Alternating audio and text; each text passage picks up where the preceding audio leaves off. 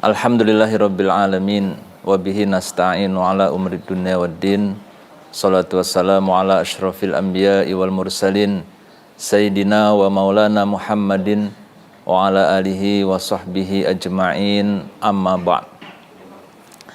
Yang saya hormati segenap jajaran direksi dan komisaris yang hadir pada saat ini di Zoom. Yang saya hormati segenap leader LED, pengurus sales, PLC, ALC, SLC, dan seluruh LED yang hadir pada hari ini. Yang saya banggakan segenap karyawan dan staf HNI dan seluruh anak-anak perusahaan serta mitra-mitra yang bergabung pada saat ini. Alhamdulillah, berbahagia sekali bisa berjumpa dengan bapak-bapak dan ibu semua, terutama di bulan yang istimewa ini, bulan Ramadan. Dan langsung saja ke materi. Saya ingin menyampaikan materi yang sangat penting sekali, karena sebenarnya bulan Ramadan ini harusnya itu bisa membuat kita memiliki kinerja yang maksimal, kinerja yang puncak ya, yang maka diberikan judul peak performance. Dan ini digali dari nilai-nilai Islam, dari nilai-nilai dari Nas yang Masya Allah, kalau kita menerapkan Islam secara utuh, secara kafah, maka sebenarnya semua sudah selesai dan kita ini bisa menjadi umat yang terbaik, menjadi kuntum khaira ummatin ukhrijat linnasi ta'muruna bil ma'ruf wa tanhauna 'anil munkar. Kita menjadi pemenang dalam setiap aspek kehidupan kita gitu. Hanya saja kita terkadang lupa, sudah tahu sebenarnya ayat hadisnya, tapi implementasinya yang sering kali lupa. Saya mencoba saat ini memformulasikan saja menjadi sebuah hal yang sangat singkat, tapi saya bisa yakini kalau kita bisa mengamalkannya dalam aspek kehidupan kita, itu kita akan menjadi orang-orang hebat, orang-orang sukses, menjadi orang-orang yang terbaik. Dan itu diperkuat lagi dengan saat ini kita berada dalam bulan Ramadan. Baik Bapak Ibu sekalian, nanti akan ada singkatannya ya, jadi kita bisa mudah mengingatnya dalam setiap aspek kehidupan kita. Bagaimana agar kita selalu menjadi pemenang, menjadi yang terbaik, berada dalam peak performance kita. Jadi yang pertama yang harus kita miliki, ini ada satu hal yang paling penting kita miliki dalam setiap amal atau ibadah. Kira-kira apa tuh Mas Indra? Yang amal ibadah itu tidak sah tanpanya. Apa itu? Niat, betul. Jadi paling pertama kita harus memiliki niat. Dan dalam berbagai ibadah, niat ini menjadi rukun. Ya, kalau rukun itu berarti dia tidak sah tanpanya. Tidak bisa diganti dengan apapun, sudah selesai. Kalau rukun tidak dilaksanakan maka enggak sah. Salah satu rukun haji misalnya Arafah. Ya, maka orang yang sakit pun ditandu datang ke Arafah. Nah, itu karena apa? Enggak bisa, enggak usah diwakilkan, enggak bisa. Bayar dam enggak bisa. Itu rukun. Nah, rukun di sini termasuk dalam rukun haji, umroh, dan ibadah-ibadah yang lain, termasuk saum kita ini adalah niat. Ya. Jadi kalau bapak-bapak dan ibu-ibu kita semua bangun pagi nggak tahu kalau itu bulan Ramadan dan kita sudah jam 8 pagi gitu, walaupun kita belum makan, kita nggak bisa itu puasa saat tersebut, dianggap batal ya, karena kita melewatkan niat. Nah, apa dalilnya bahwa niat itu menjadi rukun? Dalilnya adalah hadis yang sama-sama kita sudah hafal semua, yaitu innamal a'malu bin niat. Sesungguhnya setiap amal itu ya harus disertai niat. Artinya apa? Amal itu tidak sah tanpa niat. Nah, biar kita lebih memahami, di situ ada kata innama. Innama itu disebut dengan adatul hasyr ya. Berarti kalimat ini membatasi. Jadi kalau amal itu ya harus dengan niat. Nah, itu kata innama. Ada inna dan ada ma. Inna di sini adalah harfut taukid. Harfut taukid itu menegaskan, ya, menegaskan. Dan harfu taukid secara bahasa kita lihat ya, itu dampaknya luar biasa. Misalnya ayatnya kalau in namanya dibuang itu menjadi al-a'malu bin niat. Ya, dia kalau subjek atau mubtada marfu ya, domah, a'malu bin niat, al-a'malu bin niat. Tapi ketika kita tambah dengan inna, nah ini menunjukkan pengaruh inna itu kuat sekali. Dia merubah dari yang tadinya marfu menjadi mansub, menjadi fathah. Maka menjadi innal a'mala bin niat. Nah itu dahsyatnya. Jadi penegasan benar-benar amal itu adalah dengan niat begitu. Tapi akan lebih dahsyat lagi kalau innanya ditambah ma. Ma ini menjadi makafah. Dan luar biasa nih bahasa Arab itu secara bahasa pun sudah menggambarkan kekuatan maknanya, sehingga ditambah ma yang tadinya fathah atau mansub, dia nggak berarti lagi, dia menjadi domah lagi, sehingga balik lagi innamal a'malu bin niat, yang artinya adalah ya amal itu harus pakai niat. Yang namanya amal ya harus disertai niat, sehingga niat itu para ulama mengatakan semuanya sepakat merupakan rukun dalam setiap amal ya. Dan kalau dalam mazhab Syafi'i memang niat itu, dan dalam berbagai mazhab yang lain memang niat itu di awal ya, sehingga disebutkan bahwa niat itu muqtarinan bi fi'lihi, dia menyertai di awal ya, di awal dari amal tersebut. Jadi kalau kita mau sholat ya, ketika takbiratul ihram itulah kita awali dengan kita memasukkan niat. Jadi sekarang saya tanya bapak-bapak dan ibu sekalian, saum 30 hari dengan segenap ibadah-ibadah tambahannya itu berat nggak sih gitu ya? Berat ya? Atau umroh dan haji itu berat nggak? Berat. Apalagi pada masa Rasulullah. Rasulullah tinggalnya di Madinah. Kalau mau umroh, mikotnya di mana? Yang udah pernah umroh ya, di Bir Ali. Nah, lihat bahwa ketika di Bir Ali melakukan sunnah sebelum ihram, dan ketika niat labbaik Allahumma umrotan. Nah itu niatnya labbaik Allahumma umrotan. Sebagian ada yang menambahkan nawaitu umrotan wa ahramtu bihi lillahi ta'ala. Sudah masuk niat, maka lihat bahwa niat itu bisa merubah dari yang tadinya mubah menjadi haram. Kita di sini puasa pun niat sudah kan? Niat maka merubah yang tadinya makan minum itu mubah, jima itu mubah menjadi haram pada saat ini. Ya, itulah kekuatannya niat ya. Jangan main-main sama niat. Ini menunjukkan begitu luar biasanya niat.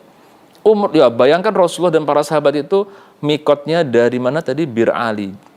Pakai ihram, dan begitu niat maka berlaku larangan-larangan ihram. Udah nggak boleh lagi pakai baju necis, ya baju berjahit itu maksudnya baju yang berpola, nggak boleh pakai minyak wangi lagi, nggak boleh tutup kepala, udah banyak larangan ihram. Ya, jalan 450 km nggak naik mobil ya pada saat tersebut, naik onta berapa pekan, 1 pekan mungkin, jalan sampai beberapa hari ya, sampai di Mekah, Al-Makkah Mukarramah, terus melakukan rangkaian ibadah umroh dan haji berat. Mungkin kita sekarang beratnya ada pada jamaah yang begitu banyak ya, berjubel dan sebagainya, itu terasa berat. Tapi berat-berat yang dialami di ibadah-ibadah ini semua itu menjadi terasa ringan dan mudah tanpa sadar, itu karena niat. Maka niat ini sangat luar biasa pengaruhnya buat kesuksesan kita, keberhasilan kita baik dalam ibadah maupun dalam pekerjaan-pekerjaan kita sehari-hari, bapak-bapak dan ibu sekalian. Oke, baik, kita tidak membahas pada saat ini niat dalam ibadah, tapi yang juga kita sering lupa adalah niat dalam kehidupan sehari-hari, dalam pekerjaan sehari-hari. Ini yang sering kita lupa. Ya kalau ibadah oke lah, kita sudah dibiasakan. Sebab apa? Dalam pekerjaan sehari-hari ini yang sifatnya rata-rata adalah mubah, bekerja semuanya. Ketika kita niatkan untuk Allah, kita niatkan untuk akhirat, maka dia bernilai ibadah dan berpahala. Tapi kalau kita nggak niatkan, maka dia ya sudah.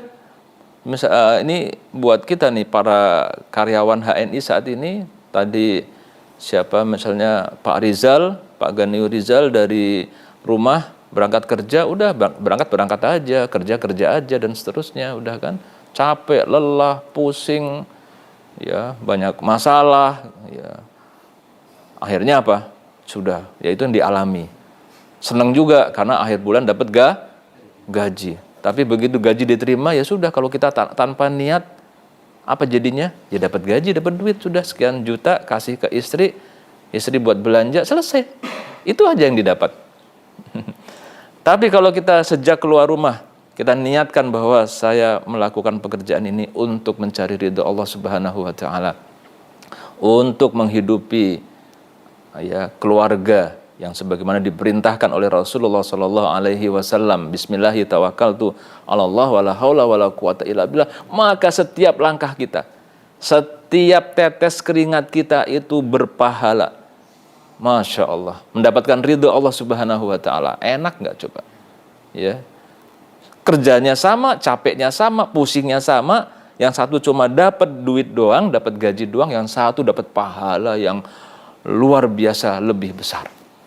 Dan akhir bulan dapat gaji juga, sama. Dapat gaji ketika kita serahkan kepada istri, itu menjadi sedekah terbaik kita. Karena sedekah terbaik seorang muslim, sedekah kepada keluarganya.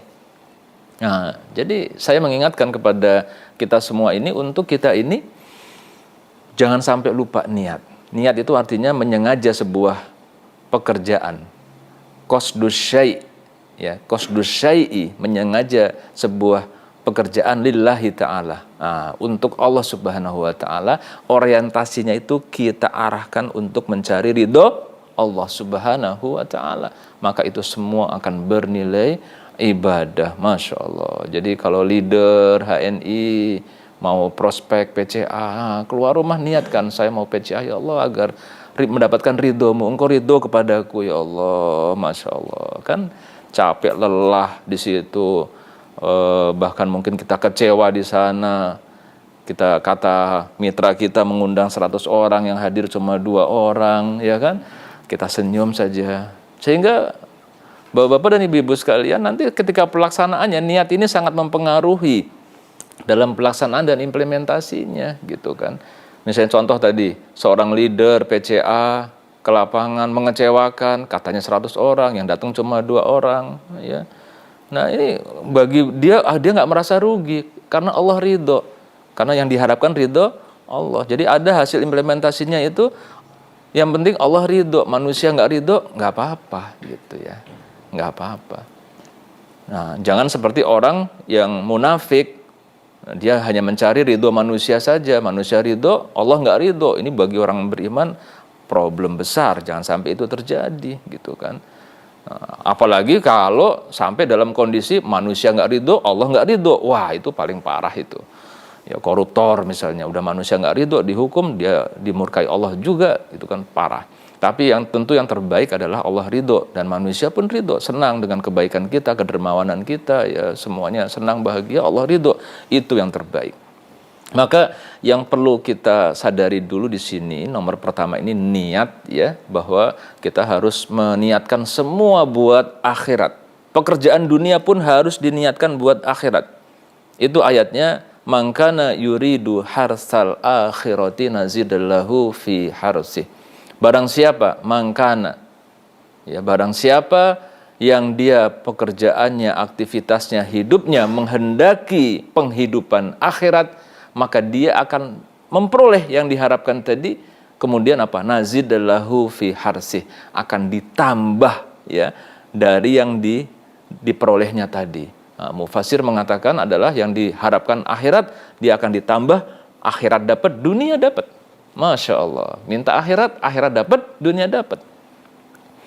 Tapi wa man kana yuridu harsad dunya, barang siapa yang kerjaannya, hidupnya hanya cari dunia saja, maka apa? Nazidallahu nu'tihi minha. Bisa jadi Allah kasih Dalam ayat yang lain dikatakan lima yurid, bagi yang Allah kehendaki, bisa dikasih bisa enggak. Bisa jadi dunia dikasih, orang kafir pun dikasih dunia. Ya. Tapi apa? Fama lahu fil akhirati min nasib, dan dia di akhirat sudah enggak punya nasib lagi ya, sudah enggak punya bagian lagi. Masya Allah ya, kita sekarang menyadarkan kepada kita ini niat paling penting. Maka dalam aktivitas kita menjadi agen stok, menjadi leader, itu harus niatnya itu adalah mencari ridho Allah Subhanahu wa Ta'ala. Maka ketika dia mencari ridho Allah Subhanahu wa Ta'ala, dia nggak akan melakukan hal-hal yang tidak Allah ridhoi. Kan yang dicari ridho Allah. Nah, maka otomatis di sini menjaga integritas, ya, menjadi bagian dari HNI prima kan, HNI yang I-nya itu adalah integritas, itu dijaga sekali ya, jangan sampai Allah nggak ridho. Ada member datang, dia kan nggak aktif, udahlah poinnya mah nggak dikasih juga, dia nggak protes, dia nggak sadar bahwa poin itu bukan saja berkenaan dengan si member yang beli tadi, tapi merupakan juga hak dari yang di atasnya ya, mentor-mentor di atasnya. Karena ini adalah network marketing, maka dia menzolimi orang, berarti Allah nggak ridho di situ. Seorang leader HNI tidak mungkin dia kemudian melakukan hal-hal yang Allah tidak ridho ya. Dia kemudian ada member yang belanja, nih orang belanja melulu, mentornya nggak memperhatikan, mentornya ada di lain kota, ngerepotin kita yang melulu, kadang-kadang malam-malam ngetok mau beli produk.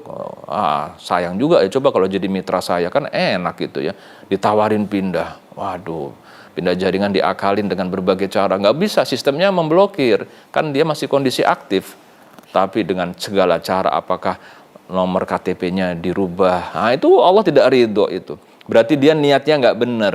Kalau udah niatnya nggak benar, rusak semua. Awalnya nggak benar, rusak seluruhnya. Awalnya itu adalah niat. Maka niat ini menjadi penting bahwa kita semua, karyawan HNI, seluruh SDM HNI, seluruh member dan leader HNI, kita sadari bahwa kita di sini itu untuk mencari ridho Allah Subhanahu wa Ta'ala. Itu yang penting. Jadi pertama, dengan kita niat benar, kita akan selalu mencari ridho Allah, dan kita tidak akan melakukan hal-hal yang Allah tidak ridhoi. Sehingga mohon maaf, di HNI sangat tegas dalam hal ini. Kalau ada karyawan yang mencederai integritasnya, dan sudah terbukti ya, ada beberapa kejadian, maka kita tidak segan-segan menterminate karyawan yang mencederai integritasnya ya. Nah, dan yang kedua berikutnya adalah orang yang mencari ridho Allah, yang niatnya benar, pasti akan berdampak kepada implementasinya. Kita kalau disuruh sama presiden aja, disuruh sama direktur coba Pak Aziz nyuruh salah seorang staf logistik. Wah, udah kalau disuruh sama direktur, dipantau begitu, pasti dia kerjanya sungguh-sungguh kan? Apalagi Pak Aziz nongkrongin. Wah, udah itu. Pasti akan kerja sebaik-baiknya. Apalagi Pak Aziz galak kan? Galak nggak Pak Aziz? Nah, pasti itu akan kerja sungguh-sungguh. Nah, sekarang yang nyuruh Allah, coba. Yang nyuruh Allah. Maka konsekuensinya akan masuk yang kedua. Setelah satu pertama N, niat. Yang kedua, dia akan melakukan dengan ihsan. Dengan ihsan. Konsekuensinya begitu. Kenapa? Yang perintahkan Allah. Sehingga ketika Rasulullah SAW ditanya tentang definisi iman, definisi Islam, dan ditanya oleh malaikat Jibril alaihissalam tentang definisi ihsan, beliau mengatakan bahwa al-ihsanu an ta'budallaha ka'annaka tarahu. Ihsan itu adalah kita beribadah kepada Allah seperti seakan-akan kita melihat Allah. Jadi merasakan muraqabatullah, merasakan diawasi oleh Allah Subhanahu wa Ta'ala, maka akan melakukan yang terbaik. Pertanyaannya, kita bisa nggak ngeliat Allah? Nggak akan bisa. Maka dikatakan fa illam takun tarahu, dan kita nggak akan bisa melihat Allah, tapi yakinlah fa innahu yaraka. Sesungguhnya Allah melihat kita. Yakin Allah melihat kita. Maka kalau kita yakin punya iman dilihat Allah, mungkin nggak kita melakukan hal-hal yang tidak diridhai Allah? Nggak mungkin. Mungkin nggak kita amalan kita ecek-ecek, asal-asalan? Nggak mungkin. Pasti kita melakukan amalan yang terbaik. Itulah definisi dari ihsan. Gitu. Maka kalau ada kita ibadah atau melakukan sesuatu ecek-ecek, ya asal-asalan, itu berarti niatnya kagak benar. Niatnya kurang optimal. Kalau niatnya benar, Masya Allah, semuanya dipersiapkan dengan baik. Maka ketika ke masjid pun, dia dengan persiapan yang baik. Ya, makanya kemarin yang umroh itu, kita biasa kan kalau di sana terlambat sedikit udah nggak bisa masuk masjid kan. Kalau dulu Masjidil Haram bulan Ramadan jam 10 sholat Jumat udah ditutup tuh. Kalau udah lewat jam 10 udah nggak bisa masuk kan. Kemarin saya pikir masih begitu, kita datang jam 10, nggak taunya udah ditutup jadi setengah 10. Jadi kita datang berupaya lebih awal. Nah, itu berarti benar-benar prepare, persiapan. Maka semoga kebiasaan ini pun tertular sampai sekarang. Jadi kita nggak masbuk melulu, datang kalau perlu sebelum azan kita datang, sebelum qomat datang, kita sempat sholat sunnah rawatib. Ya, sholat sunnah rawatib yang 12 rakaat itu kalau bisa kita laksanakan, karena siapa yang mengkontinyukan, mendawamkan sholat sunnah rawatib, ya 12 rakaat, qobliyah dan ba'diyah, masing-masing ada sholat sunnahnya, maka Allah akan memberikan bangunan di surga. Masya Allah. Ya itu persiapan yang baik. Dia pakai baju yang baik, sehingga dikatakan khudu zinatakum inda kulli masjid. Kita pakai baju yang terbaik, prepare, semuanya kita lakukan yang terbaik Bapak Ibu sekalian kalau kita niatnya benar. Sehingga kita ingat Rasulullah SAW bersabda, Innallaha katabal ihsana ala kulli syai'. Allah itu mewajibkan kita berlaku ihsan atas segala sesuatu. Jadi niat yang berarti amalan kita untuk Allah, mencari ridho Allah, merasa diawasi Allah, maka akan beroutput kepada kita melakukan yang terbaik gitu. Kalau sholat yang terbaik gimana? Khusyuk. Ya, ini masalahnya. Sholat itu sudah khusyuk belum? Sholat tarawih yang panjang, ngantuk. Jadi musuhnya diantara yang menyebabkan gak khusyuk ngantuk, ya kan? Ngantuk. Apalagi sholat tarawih, qiyamul lail panjang.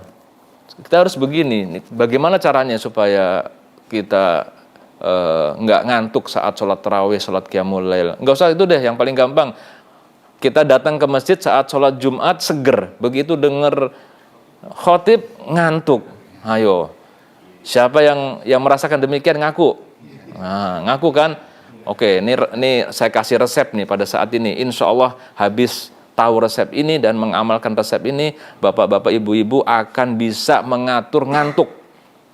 Maka bapak-bapak, ibu-ibu itu nanti akan bisa sholat Jumat nggak ngantuk. Qiyamul lail mau yang paling panjang di mana yang panjang? Di An-Nur, Permata Timur ya. Datang ke sana, insya Allah kaki jejek nggak ngantuk insya Allah. Jadi memang yang paling pertama niat tadi harus kita kuatkan. Jadi jangan niatnya begini. Ya kan ada masjid sholatnya 23 rakaat kayak di rumah saya 23 rakaat di situ. Udahlah kalau saya niat kuat 8 ya 8, kuat 10 ya 10, kuat 14 ya 14. Nah, itu bukan niat itu. Niat itu bismillah ya. Walaupun niat itu ketika masuk sholatnya, tapi dari rumah kita kan sudah niat kan. Sudah ada niat untuk kita mau sholat tarawih, kita niatkan bahwa saya akan sholat dengan khusyuk penuh. Begitu, jadi niatnya harus kuat. Dan perlu kita tambahi dengan semangat. Misalnya tadi, sepanjang-panjangnya sholat di sini, masih panjang mana dengan Masjidil Haram? Di Nabawi coba. Kalau alhamdulillah di 2 tahun ini, kok alhamdulillah ya, itu sholatnya udah ringan. Jadi sholatnya tarawihnya 13 rakaat, ya 13 rakaat, satu rakaatnya lumayan panjang, rukuknya lumayan, sujudnya lumayan, waktunya dari 8.30 sampai jam 10 selesai. Kalau sekarang begitu, ringan masih. Tapi kalau dulu tahun-tahun 2000-an ya, itu tarawihnya 23 rakaat. Satu rakaatnya 1 halaman, bacanya pelan-pelan, rukuknya panjang, betul-betul panjang, sujudnya betul-betul panjang, selesai jam 11. Kalau 10 malam terakhir di Ashrul Awakhir ada lagi qiyamul lail 13 rakaat yang menghabiskan 3 juz. Jadi bayangkan saya waktu itu masih muda saja ke sana, itu nggak kuat ya. Akhirnya milih salah satu. Kalau tarawihnya enggak, kita fokus di qiyamul lailnya saja atau sebaliknya. Kenapa? Nah, di sini kita kadang-kadang malu gitu untuk memperkuat kita. Harusnya kita mikir seberat-beratnya tarawih qiyamul lail di Indonesia ini nggak ada apa-apanya di Masjidil Haram, nggak ada apa-apanya. Masa kita nggak kuat? Masa gini aja ngantuk? Nah begitu. Atau kita melihat ada orang tua yang sudah bongkok, sholatnya jejek begitu ya di Masjidil Haram tuh sholat. Saya heran nih orang tua kok masih kuat begitu. Kita yang masih muda udah goyang kakinya, aduh, udah jekluk sana jekluk sini. Nah itu jadi malu. Jadi niat ini penting. Niat itu bagusnya disertai kemudian dengan irodatul qawiyah, keinginan yang kuat. Saya harus khusyuk, harus sholat yang sebaik-baiknya. Nah itu ada irodatul qawiyah seperti itu. Baik. Nah sekarang ada kaifiyahnya nih. Perhatikan ini. Bapak Ibu, hidup kita ini sudah menjadi sangat tidak produktif di saat kita harusnya fokus berjaga, nggak ngantuk, kita malah ngantuk. Saatnya sholat malah ngantuk. Coba kalau lagi begini, saya pernah dulu waktu kuliah, ingat banget itu, dosennya dosen killer, duduk paling depan ngantuk. Itu nahannya ceklak, itu nggak enak banget ya. Saatnya kita harusnya berjaga malah ngantuk. Itu nggak enak banget itu. Saatnya sholat malah ngantuk. Saatnya dengar khutbah malah ngantuk. Saatnya mau tidur malah nggak bisa tidur. Itu problem paling besar, ya. Nah, saya kasih resep. Ini sebenarnya ngantuk itu bisa kita atur. Kita yang ngatur semuanya, otak kita ini neuroscience ini ya, neuroscience. Nah, saya ajak ini kaifiyah itu cara, kiatnya bagaimana agar kita bisa mengatur ngantuk kita. Jadi itu semua cara kerja otak. Maka kita yang ngatur itu semua sebenarnya. Jadi begini caranya, ini kaifiyahnya. Perhatikan, nanti praktekan. Kalau udah berhasil, Bapak Ibu saya sarankan di Asrul Awakhir 10 malam terakhir cari masjid yang qiyamul lailnya paling panjang. Nanti buktikan insya Allah kuat. Saya waktu kemarin umroh bersama HNI, ya yang dulu sering nggak kuat ketika tarawih, bukan karena nggak kuat ini, ngantuknya nggak kuat. Tapi setelah tahu kaifiyah ini, cara ini, sampai jam selesai kaki masih jejek, nggak ada ngantuknya. Bahkan insya Allah kalau ditambah lagi sampai jam 11 kuat insya Allah. Begitu ya kan tahu kaifiyahnya. Nah ini ilmunya mahal ini. Caranya adalah saudara sekalian, jangan pernah perintahkan otak itu untuk ngantuk atau istirahat atau hibernate. Nah itu caranya. Terus bagaimana? Nah itu begitu kita perintahkan otak untuk istirahat, maka yang terjadi adalah kita akan diserang oleh rasa kantuk yang udah susah dilawan, udah mau dipelotot-pelototin mata, mau diapain, mau olahraga, peregangan semua, nggak bisa, tetap aja ngantuk. Kenapa? Tanpa sadar kita sudah memerintahkan otak buat istirahat. Dan berikutnya otak itu akan memerintahkan kepada seluruh tubuh kita, saatnya istirahat. Sehingga kaki kita itu lemes banget. Doyong sona, kayaknya nggak ada tenaganya. Ada yang ngomong, wah saya mah bukannya nggak tahan ngantuk, tapi kaki ini udah nggak kuat. Bukan, itu babnya otak kita. Bapak Ibu perlu sadari bahwa, jangan alasan begini, saya tadi kerja seharian, belum tidur siang, maka wajar kalau saya ini nanti tarawihnya ngantuk. Enggak. Kita 3 hari nggak tidur pun bisa ketika dibutuhkan, kan ingat elite training ya, elite camp. Itu 3 hari kan, 2 harinya nggak tidur itu. Ternyata bisa-bisa aja. Manusia itu punya kemampuan yang luar biasa. Kalau kita bisa mengakses kemampuan tersebut, kita menjadi orang yang luar biasa. Belum lagi kalau kita bisa mengakses yang namanya survival power. Ya, ketika dalam kondisi kritis, manusia itu menjadi orang Superman loh, jadi luar biasa. Cuma kadang-kadang ini bisa hanya diperoleh ketika saat survival saja. Coba Bapak Ibu lagi jalan pagi begitu kan. Terus melihat ada tembok setinggi kepala, segini nih tingginya nih kalau kita berdiri. Suruh lompat bisa nggak? Susah, nggak bisa. Tapi suatu ketika Bapak Ibu lari pagi, ada anjing yang gede, mulutnya menganga, udah gitu air liurnya mengalir. Wah ini rabies ini kan. Dia menggonggong ngejar kita. Kita lari, kata teorinya kalau kita jongkok, anjingnya lari gitu. Kita jongkok, anjingnya berhenti sebentar, ngejar lagi. Waduh udah. Bayangin kita lari sekenceng-kencengnya, rupanya sekenceng-kencengnya kita lari, kalah sama anjing. Dan di depan itu ada jalan buntu, ada tembok yang tingginya setinggi tadi. Bapak bisa loncat nggak? Bisa. Berarti Bapak jadi Superman, ya. Bapak jadi Superman. Kenapa? Itu kondisi survival. Dan itu sebenarnya bisa diakses. Berarti kita sebenarnya punya kekuatan-kekuatan super yang selama ini nggak pernah kita akses, kita bisa akses itu. Nah, jadi nggak ada kata, Bapak Ibu capek, lelah, alasan mau kebanyakan makan jadi ngantuk, bisa semua. Semuanya bergantung di otak kita ini, Bapak Ibu. Jadi jangan pernah perintahkan otak ini buat hibernate. Ya, begitu dia nyuruh hibernate, semuanya akan hibernate dan kita pada posisi yang susah. Nah, yang tanpa sadar kita sering memberikan perintah untuk otak istirahat adalah dengan cara kita merem lebih dari 4 detik. Nah, imamnya enak banget nih. Waduh, sambil menikmati kita merem. Nah, itu tanpa sadar ada perintah ke otak, "Weh, hibernate." Maka langsung muncul rasa ngantuk. Lagi datang ke khutbah Jumat, kita datang ke masjid, kondisi seger, nggak ngantuk, begitu duduk, udah sambil nunggu imam, dengar-dengar dulu, langsung itu perintah hibernate.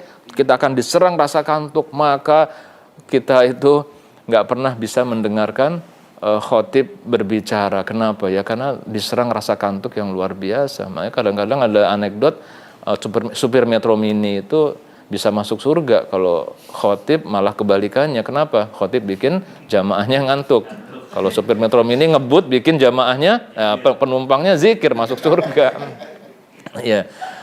Jadi ketika kita datang ke sholat Jumat, jangan pernah biarkan mata kita merem lebih dari 4 detik.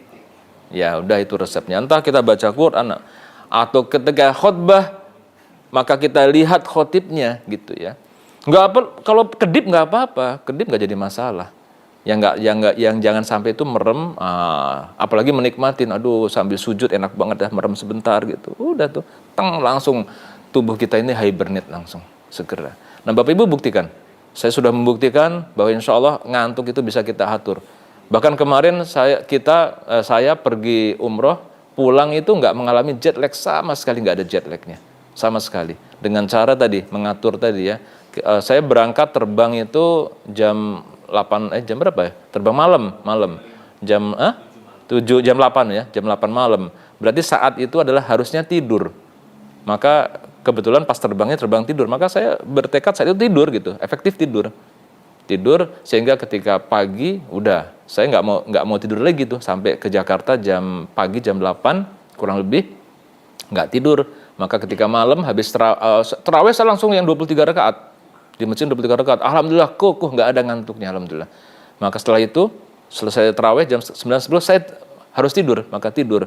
Pagi-pagi bangun tuh biasanya kalau kita nggak atur demikian, karena kalau kita bangun sahur taruhlah jam 4, itu berarti kan di Mekah masih jam 12 ya. Itu paling berat untuk kita bisa bangun sahur kalau kita pulang umroh. Tapi kemarin alhamdulillah bangun, bahkan saya bangun lebih duluan, bisa lebih dahuluan. Nah, itu jadi memang kita di sini penting sekali bisa ngatur otak ya. Kita bisa sholat yang terbaik. Sholat terbaik khusyuk, nggak ngantuk. Oke, praktekkan ya dalam 10 malam terakhir ini. Bapak Ibu, kalau sudah bisa, cari masjid yang qiyamul lailnya paling panjang. Sehingga nanti kita nggak takut tarawih, nggak takut qiyamul lail.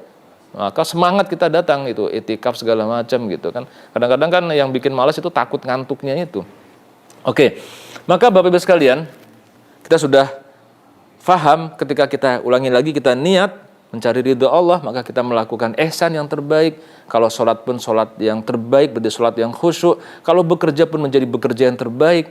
Kalau kita menjadi karyawan, jadilah karyawan yang terbaik. Gitu. Menjadi leader, jadi leader yang terbaik. Menjadi seorang pegawai negeri ASN, jadi ASN yang terbaik. Menjadi kepala daerah, jadi kepala daerah yang terbaik. Maka semuanya harus menjadi yang terbaik. Itulah konsep ihsan. Ya. Dan kita punya produk buat HNI, Pak Aziz, harus produk yang terbaik. Punya layanan, harus layanan yang terbaik. Itulah konsep dari fastabiqul khairat. Ya, fastabiqul khairat. Sekarang saya tanya, fastabiqul khairat ada nggak dalam Al-Quran? Ada ya? Ada. Saya tanya, fastabiqul khairat itu buat sesama muslim atau buat non-muslim? Buat kita dengan non-muslim? Dua-duanya, ya betul dua-duanya. Tapi kalau aslinya ke siapa? Ya, aslinya kita lihat. Fastabiqul khairat ada dalam surah Al-Baqarah, ada dalam surah Al-Maidah. Dalam Al-Baqarah dikatakan walikulli ummatin wijhatun huwa muwalliha fastabiqul khairat. Untuk setiap-tiap umat itu ada kiblatnya dan mereka menghadap kepada kiblatnya, maka berlomba-lombalah dalam kebaikan. Nah, berarti dengan umat yang lain. Ya kan? Dalam surah Al-Maidah ayat 45 sampai 50 Allah menceritakan tentang ahlul Taurat, tentang ahlul Injil, kemudian tentang ahlul Quran. Ya, dan seterusnya, fastabiqul khairat. Berarti dengan umat-umat yang lain. Berarti artinya apa? Kita nggak boleh kalah. Harus menang. Harus menjadi lebih baik daripada dengan umat-umat yang lain pun gitu. Fastabiqul khairat, berlomba-lomba dalam kebaikan. Al khairat itu kebaikan. Berarti berlomba-lomba dalam memberikan nilai tambah, memberikan layanan yang lebih baik gitu. Punya daya saing ya. Memberikan benefit dan nilai tambah kepada umat, kepada masyarakat, nggak boleh kalah. Kalau zaman dulu saya muda, tahun-tahun 80, 90, tahun 2000 masih yang namanya sekolah bagus itu ya sekolah Katolik, sekolah Kristen rata-rata ya. Nah, itu harusnya nggak boleh terjadi. Sekarang alhamdulillah sekolah-sekolah Islam sudah mulai kualitasnya bagus begitu. Nah, itu fastabiqul khairat, nggak apa-apa, berlomba-lomba semua dalam kebaikan. Ya, kita sama Muslim pun juga berlomba-lomba dalam kebaikan. Tapi kepada sama Muslim itu lebih kepada wa ta'awanu 'alal birri wat taqwa. Kita berta'awun, tolong menolong dengan kebaikan dan takwa. Apa bedanya ta'awun sama fastabiqul khairat? Kalau perlombaan kan ada yang menang, ada yang kalah. Gitu kan? Kita berusaha menjadi yang terbaik. Tapi kalau ta'awun, bahkan kalau perlu kita mendahulukan isar, mendahulukan saudara kita daripada diri kita sendiri. Nah, jadi demikian Bapak Ibu, jadi kita harus yang terbaik ini. MLM Muslim harus yang terbaik. Nggak boleh kalah PCA-nya sama MLM yang lain, begitu. Layanannya harus yang terbaik, produknya yang terbaik, sikapnya yang terbaik. Maka kita harus mempersiapkan PCA kita dengan sebaik-baiknya. Jangan sampai kita mau PCA asal-asalan, pakaian kucel, bau keringat, rambut nggak disisir, nggak pakai persiapan. Nah itu nggak ihsan itu, nggak ihsan. Lakukan yang terbaik. Kalau di MLM lain diajarin kalau kita mau semacam PCA itu apa? Dia pakai jas sama dasi. Kadang-kadang berlebihan juga sih di kampung, tempatnya panas-panas, pakai jas, pakai dasi, pakai sepatu gitu. Ini orang mau kemana gitu ya? Nah, itu sampai diajarkan begitu. Nah, kalau kita kebalikannya, datang ke sana tapi kucel, rambutnya nggak disisir dan sebagainya, bau tangannya masih belepotan oli, atau ibu baru masak di pasar masih bau dapur, nah itu berlebihan itu berarti nggak ihsan. Kita persiapannya baik, materinya pun juga harus kita siapkan yang terbaik, gitu kan? Materinya harus terbaik. Jadi semua kita bekali ilmu kita semuanya. Baik itu ilmu yang sifatnya soft skill maupun hard skill. Hard skill itu product knowledge, marketing, success plan itu hard skill. Tapi soft skill, bagaimana cara presentasi yang baik, bagaimana kemampuan kita closing, itu harus kita milikin Bapak Ibu. Jadi harus ada ilmunya. Saya punya cerita, biar nempel ini ya, biar nempel. Jadi ini cerita waktu di Masjidil Haram gitu kan. Jadi kalau kita kan suka syuruk gitu. Kalau syuruk sholat subuh, kemudian kita itikaf di masjid sampai waktu syuruk dan ditutup dengan sholat sunnah 2 rakaat, maka pahalanya seperti haji dan umroh tamatan sempurna. Ya, cuman kadang-kadang nggak tahan itu karena habis sahur itu pipis. Ya. Pipis itu nggak tahan. Jadi nggak apa-apa kalau pipisnya niatnya memang pipis ya kita ke toilet masjid aja udah. Nah masalahnya adalah yang pengen pipis banyak kan. Jadi kalau kita ke toilet, ada aja yang ngantri. Saya punya trik. Kalau pas saya ngantri itu ada satu orang kan, orang Indonesia lagi. Saya akan tanya, Mas, Assalamualaikum, Waalaikumsalam Pak. Besar apa kecil? Besar Pak, saya pindah. Kan besar lama. Gitu. Assalamualaikum, besar apa kecil Pak? Kecil, Alhamdulillah, aman. Itu artinya apa? Ketemu dengan orang siapapun harus ngobrol, PCA. Ya walaupun kalau di masjid jangan juga banyakkan ngobrol, orang lagi khusyuk, tapi nggak ada salahnya dia udah leyeh-leyeh kita sapa, tinggal di mana? Di Tangerang Pak. Kan prospek gitu kan, boleh dong. Tapi saya bayangkan kalau yang di depan saya ini orang bule. Orang bule, saya tanya, big or small? Waduh. Salah nggak? Emangnya kalau di sana ada buang air besar, big, buang air kecil, small, big or small, nggak bisa. Berarti harus tahu ilmunya, ilmu tata caranya, ilmu bahasanya, gitu kan? Repot. Orang Arab, kabir au sogir, aduh, bisa ngomel dia marah. Kabir sogir, waduh marah itu. Nah, kita harus tahu ilmunya, Bapak Ibu sekalian. Caranya maksudnya adalah kita harus tahu ilmunya. Kita memperdalam terus. Di HNI itu begitu banyak ilmunya, ilmu product knowledge, ilmu tentang kesehatan, ilmu tentang success plan, ilmu komunikasi, ya ilmu prospek. Waduh, itu materinya begitu banyak. Maka jangan juga kita naif, kita pengen di HNI langsung bisa pinter seketika, nggak bisa. Tapi yang paling penting kita istiqomah terus belajar. Nah, itu bagian dari ihsan. Itu bagian dari kita menjadi leader HNI yang ihsan adalah apa? Senantiasa belajar dan menambah ilmu. Dan kita punya mentor, itulah gunanya mentor kita. Ya, itu bagian dari ihsan. Oke, sudah ya. Jadi kita tahu N, niat. I, ihsan. Dua ini adalah ketika sebelum amal dan ketika kita beramal. Nah, dua ini adalah mensikapi ketika pasca kita beramal. Jadi ada 4 hal saja nih yang harus kita ingat. Saya yakin kalau kita menguasai 4 hal ini, siapapun kita akan sukses. Bapak Ibu pegang 4 hal ini. Dan ini bukan 4 hal yang saya create, ini semuanya disarikan dari nilai-nilai Islam. Ya. Jadi NI, niat, ihsan. Nah, yang ketiga itu ST, 3-4 ST. S-nya adalah syukur. Syukur. Apa itu syukur? Syukur, Bapak Ibu, adalah kita menggunakan nikmat yang Allah berikan. Kan kita kerjakan, dapat nikmat berupa gaji. Kita berobat, dapat nikmat berupa sehat, begitu kan? Itu kan nikmat. Kita menggunakannya untuk hal-hal yang dikehendaki oleh Allah Subhanahu wa taala. Sehingga definisi syukur adalah izharu ni'matil mun'im. Ya, menampakkan fabi ni'mati rabbika fahaddis. Ya, kita menampakkan nikmat-nikmat yang diberikan oleh Al-Mun'im, oleh Allah Subhanahu wa taala, bitasarrufiha, dengan cara mengubahnya. Nikmat tadi kita rubah ila ma iradatil mun'im, menjadi hal-hal yang dikehendaki oleh Al-Mun'im, oleh Allah Subhanahu wa taala. Nah, begitu. Jadi kita dapat bonus tambah besar, gaji tambah gede. Jangan tambah bakhil. Harusnya tambah dermawan. Begitu. Tambah dermawan. Jangan kemudian merasa, dulu kan saya biasa infak 1 juta. Sekarang alhamdulillah udah bisa 2 juta. Padahal bonus kita udah 10 kali lipat. Itu bakhil apa enggak itu? Bakhil.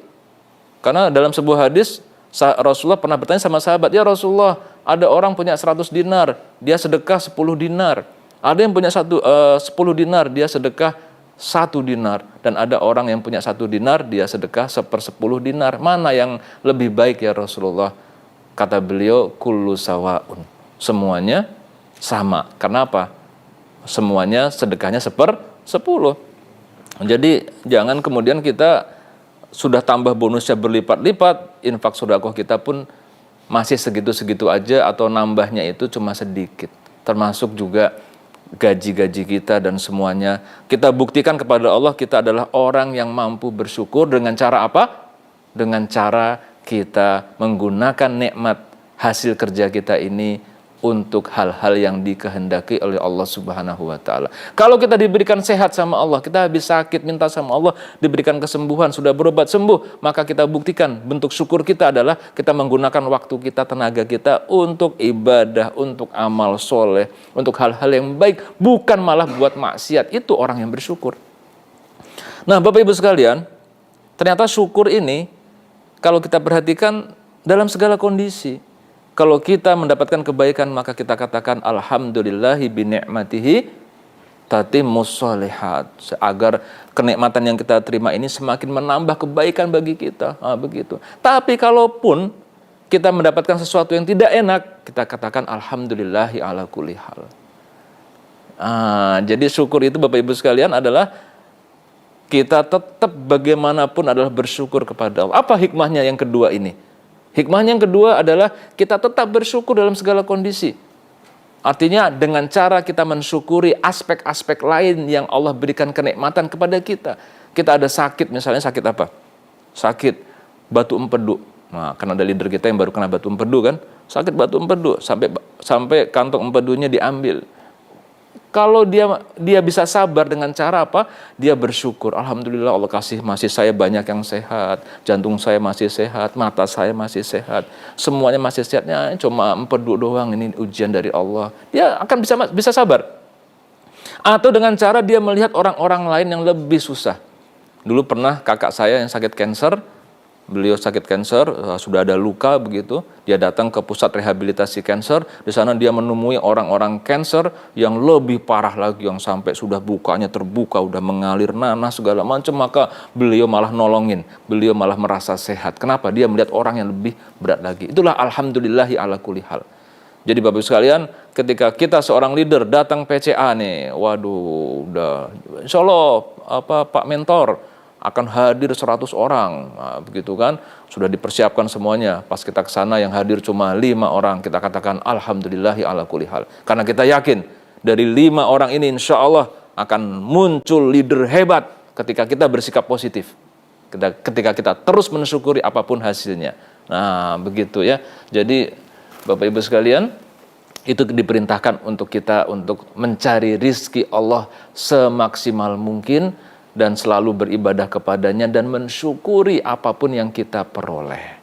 Itulah yang Allah firmankan, fabtagu indallahi rizqa, maka carilah rizki Allah di muka bumi ini di sisi Allah, kemudian wa'buduhu, menyembahlah, ibadahlah kepadanya, washkuru lahu, dan bersyukurlah selalu kepadanya, ilaihi turja'un, kepadanya lah kita semua akan dikembalikan. Jadi syukur jangan pernah lupa Bapak Ibu ya. Kita harus senantiasa bersyukur sekecil apapun, alhamdulillah. Zikir harian yang sering kita baca adalah pasti alhamdulillah. Kita mensyukuri semuanya. Tapi dengan syukur ini semuanya yang paling hebat adalah kemudian kita ini akan senantiasa berada pada kondisi yang benar. Dan ketika kita bersyukur, maka nanti Allah akan tambah nikmat kita. Kan janjinya begitu, wa ita'azana rabbukum la in syakartum la azidannakum. Ada lam taukid, ada nun tasdid taukid, 2 kali double taukidnya. Pasti Allah akan tambah kalau kita bersyukur. Sehingga kalau kita sekarang belum tambah juga bonusnya, peringkatnya belum naik juga dan seterusnya, berarti jangan-jangan syukur kita, mari kita introspeksi, syukur kita belum benar. Kenapa? Barangkali infak sedekah kita belum banyak. Syukur kepada manusia adalah kita menghargai kebaikan-kebaikannya dan membalas setimpal apa yang menjadi kebaikannya. Jangan-jangan kita kurang bersyukur kepada para mitra-mitra kita, karena biar bagaimanapun mitra-mitra kita adalah tim terbaik kita, ya, yang mereka itu ada jasanya kepada kita. Maka kita harus bersyukur kepada mitra-mitra kita dengan cara melayani mereka sebaik-baiknya. Nah, begitu. Termasuk si mitra juga bersyukur kepada mentor. Karena tanpa adanya mentor, tidak ada yang menunjuki kepada bisnis yang luar biasa ini. Tanpa adanya mentor, tidak bisa mengajari kepada kita bisnis bagaimana kita sukses di sini. Kita berhutang budi pada mentor, maka kita hormati, hargai mentor kita. Itu bentuk syukur. Nah, syukur ini harus ada semua dalam kehidupan kita. Jangan-jangan kita tertahan sukses selama ini karena ada aspek-aspek syukur yang belum kita penuhi, baik itu kepada Allah Subhanahu wa taala maupun syukur kepada manusia. Ya. Jadi malam yashkurin nas, lam yashkurillah. Barang siapa yang tidak bersyukur kepada manusia, berarti dia tidak bersyukur kepada Allah Subhanahu wa taala. Ayo kita perbaiki syukur kita. Baik, yang keempat, NIST. Yang keempat adalah tawakal, Bapak Ibu. Tawakal itu dari kata wakala. Wakala wakil. Wakil berarti apa? Ya, menyerahkan urusan, ya kan? Saya mewakilkan pembacaan akad nikah. Nah, itu kan menyerahkan urusan kepada penghulu ya buat melakukan akad nikah. Di wakala itu adalah menyerahkan urusan. Kita bertawakal kepada Allah berarti menggantungkan hasil, menyerahkan urusan kepada Allah Subhanahu wa taala. Nah, Bapak Ibu sekalian, ini penting sekali tawakal ya. Dan perlu diketahui tawakal itu tidak hanya di akhir. Betul, tawakal itu di akhir lebih utama. Tapi tawakal itu dari awal. Itulah kenapa kita keluar rumah kita mengatakan bismillahi tawakkaltu 'alallah wala haula wala quwata illa billah. Dengan nama Allah, aku menyerahkan urusanku kepada Allah. Jadi mau keluar rumah kita serahin nasib kita kepada Allah. Kita serahkan sama Allah, gantung sama Allah. Apa hikmahnya? Begitu kita menggantungkan urusan kepada Allah, menyerahkan urusan kepada Allah, maka Allah akan ngurus kita. Dahsyat Bapak Ibu.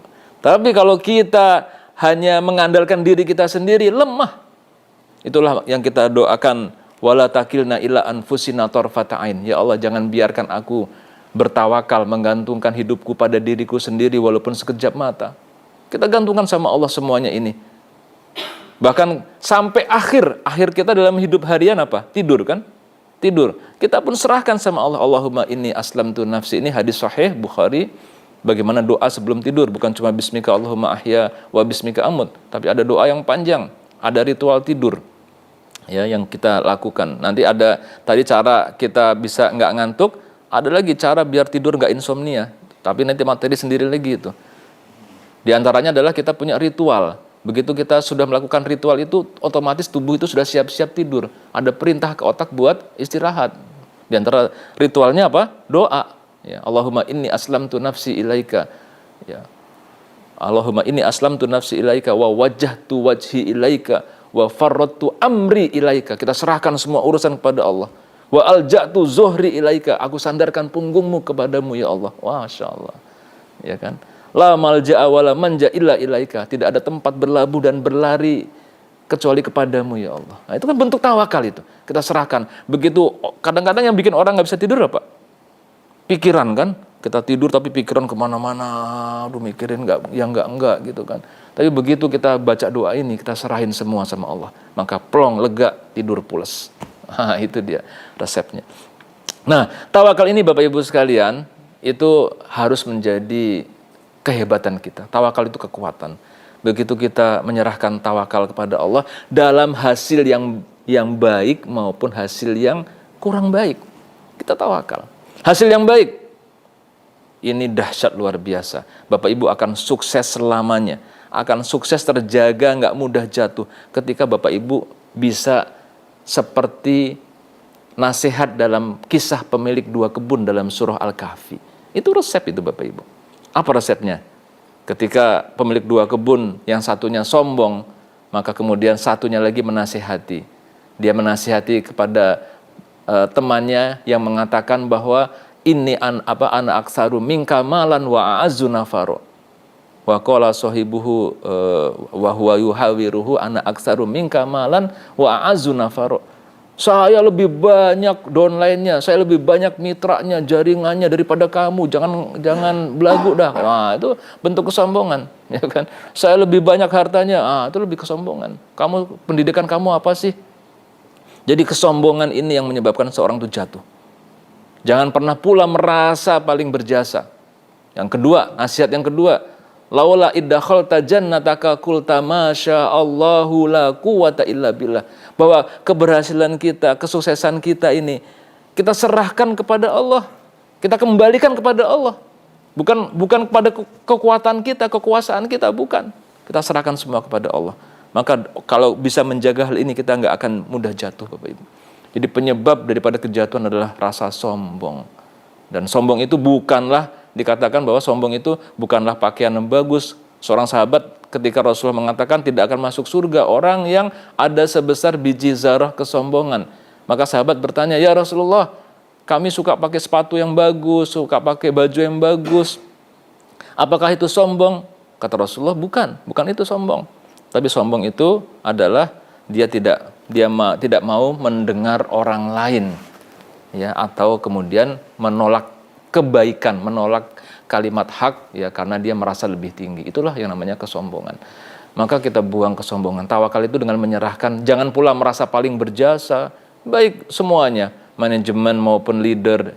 Wah, kalau nggak ada saya ini perusahaan belum tentu bisa kayak begini. Itu paling bahaya itu.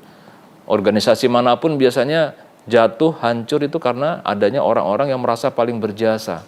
Ya, itu nggak boleh ya. Itu penyebab kejatuhan dan kehancuran. Coba pelajari dalam kisah pemilik 2 kebun dalam surah Al-Kahfi. Jadi ketika dalam kondisi baik, kita pun tawakal. Tawakal artinya apa? Menyerahkan kebaikan hasilnya semua kepada Allah. Nah, di situ ya. Maka kalau kita dipuji sama Allah, kita bertasbih, kita kembalikan pujian itu kepada Allah.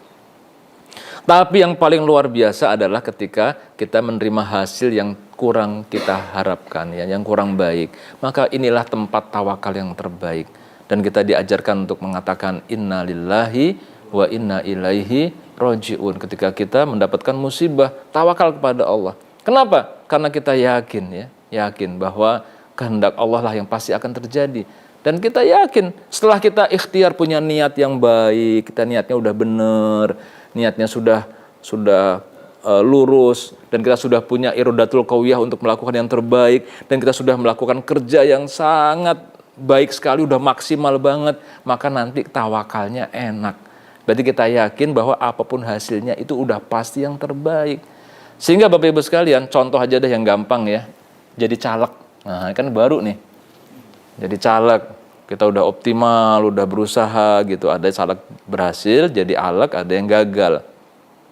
Tapi bayangkan kalau si caleg ini, kita ini sudah niatnya benar, kita pengen jadi caleg itu untuk berbuat banyak kepada umat bangsa dan negara, ingin memperbaiki dan melakukan yang terbaik gitu kan ya. Udah benar. Ihsan juga kerjanya udah maksimal, udah turun terus tiap hari gitu kan.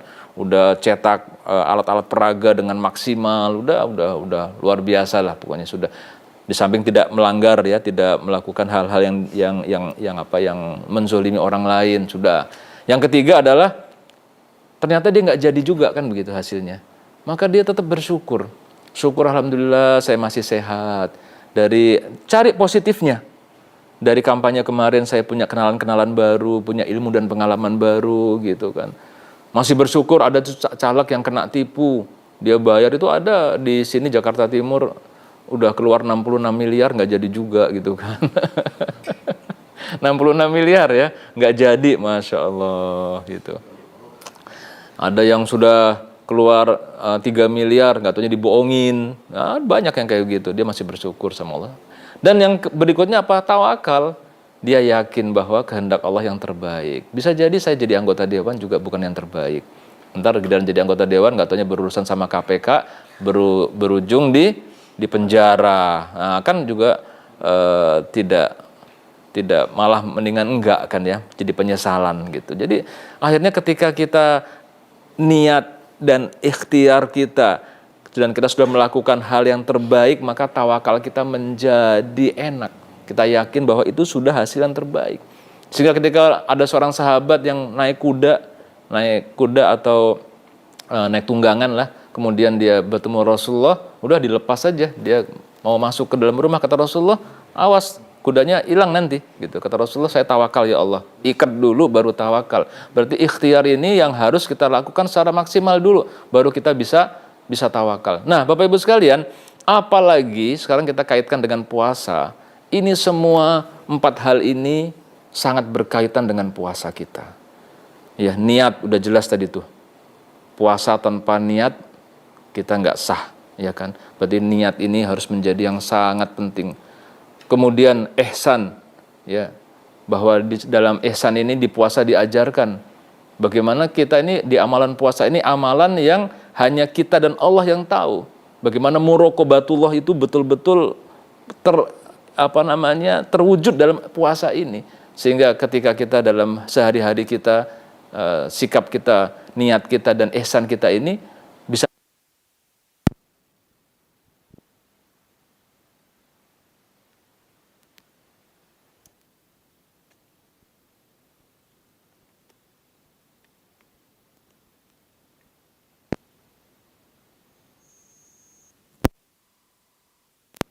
dari imsak sampai sahur saja sudah begini gitu loh. Akhirnya kita semakin bersyukur kepada Allah Subhanahu wa taala. Kita pun bersyukur saat Ramadan ini orang lebih dekat kepada Islam dan seterusnya. Nah, yang paling penting lagi, tawakal ini kita diajarkan Bapak Ibu sekalian bahwa puasa ini mengajarkan nilai tawakal yang sangat tinggi. Kenapa? Karena dengan puasa ini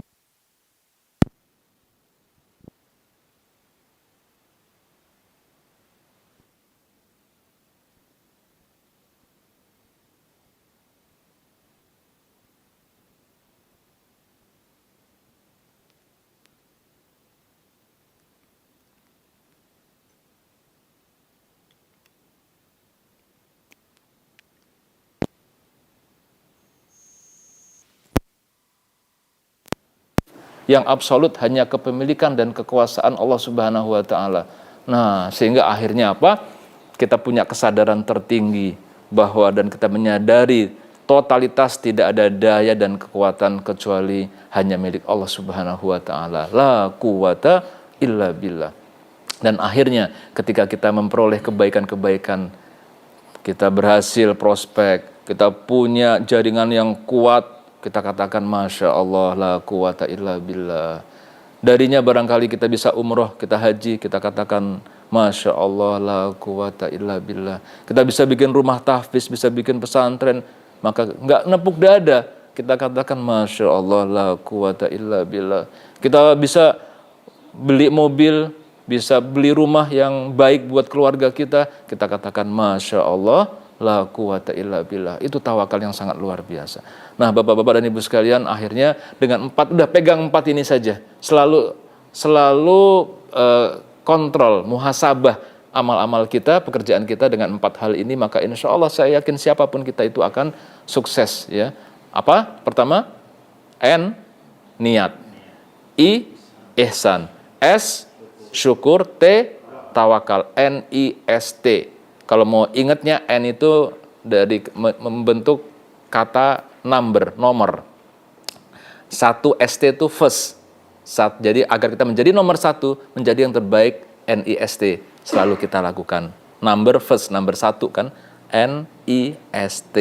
Nah, kalau kita selalu amalkan hal ini dimanapun kita berada, maka kita akan menjadi selalu yang terbaik insya Allah. Dan ketika individu-individu kita ini, individu-individu HNI ini selalu terbaik, maka HNI akan menjadi yang terbaik. Dan kalau HNI yang bagian dari umat ini melakukan yang terbaik, maka kita betul-betul akan menjadi umat yang terbaik, karena Allah berfirman, kuntum khaira ummatin ukhrijat linnasi ta'muruna bil ma'ruf wa tanhauna 'anil munkar. Demikian barangkali materinya, lebih kurangnya mohon maaf. Assalamualaikum warahmatullahi wabarakatuh. Alhamdulillahirrabbilalamin. Masya Allah, luar biasa. Materi yang disampaikan oleh Pak Haji Agung Ilianto sangat bermanfaat sekali ya untuk kita semua.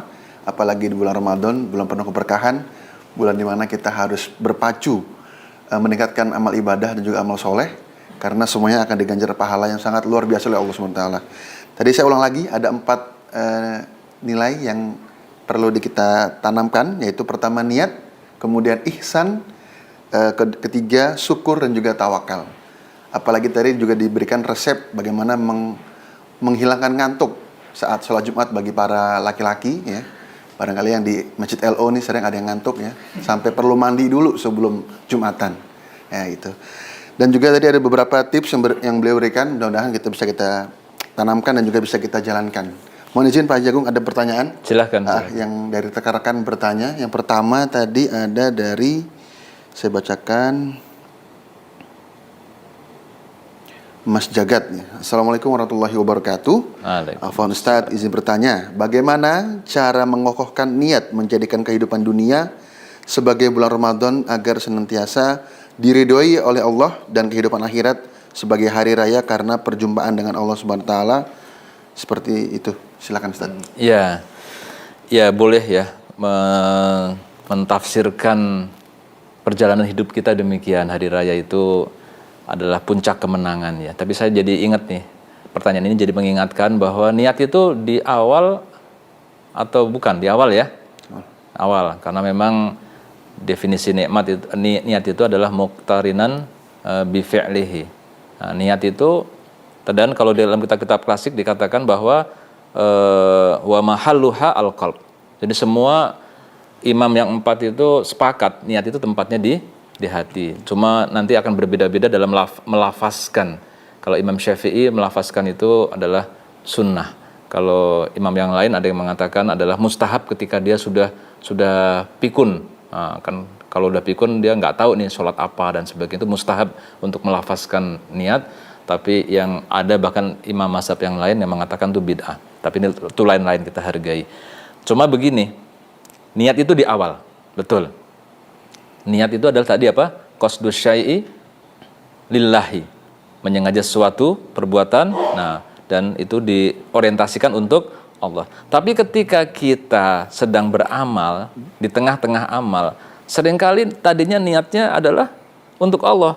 Tapi pas ada mertua ngelihat, waduh, jadi mantu yang keren nih kan. Niatnya berubah tuh. Niatnya berubah. Itu yang bahaya. Maka perlu namanya tajdidun niyah, pembaharuannya. Jadi kita sekarang sudah beramal nih kan, beramal menjadi leader HNI, beramal menjadi tengah-tengah kerja sebagai karyawan HNI, selalu tajdidun niyah. Selalu nih kalau ada rasa-rasa yang mengganggu atau merubah orientasi niat kita kembalikan kepada Allah Subhanahu wa taala. Tajdidun niyah. Termasuk sampai di akhir amal. Udah kita qiyamul lail dengan khusyuk gitu kan, Masya Allah, enak banget. Udah selesai, pas salam, assalamualaikum warahmatullahi, assalamualaikum warahmatullahi. Susuk nih sholat nih siapa dulu. Wah, nah itu terjadi orientasinya ke dalam. Tadi ke orang lain, sekarang ke diri kita.